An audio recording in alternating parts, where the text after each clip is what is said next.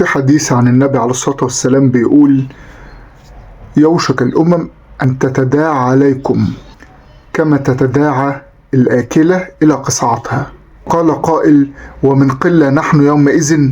قال النبي عليه الصلاة والسلام: بل إنكم كثير ولكنكم غثاء كغثاء السيل، لينزعن من صدور أعدائكم المهابة منكم وليقذفن في قلوبكم الوهن.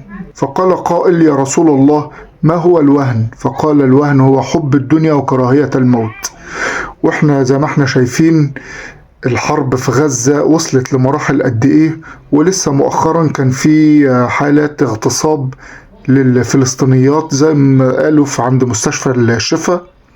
فلسطينية اغتصبوها في عز النهار، لا وأجبروا أهلها، جوزها وأبوها ومعه أهلها كلهم إن هم يشوفوا الكلام ده هو بيحصل قدام عينيهم، وهددوه من اللي حتى هيغمض عينه عشان ما يشوفش الكلام ده هيقتلوه في نهار رمضان جهارا نهارا.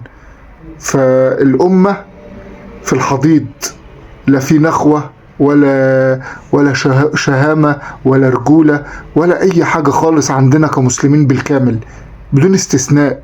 مش بس حكام ولا شعوب مغلوب على أمرها. يعني حتى الواحد بيخجل من نفسه من اللي بيحصل، إنه مش قادر حتى يطلع في الشارع يقول صوته لأنه خايف يتمسك ويتحبس.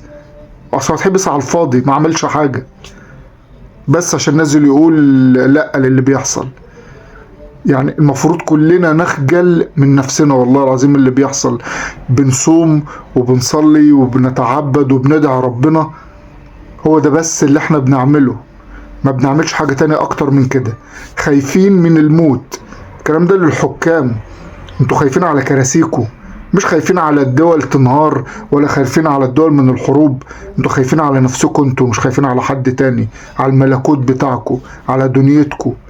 لكن احنا مستعدين لأي حاجة في سبيل نصرة ربنا وأهلنا في فلسطين. مستعدين، ابعتونا احنا نروح نحارب، مش عايزين منكم حاجة.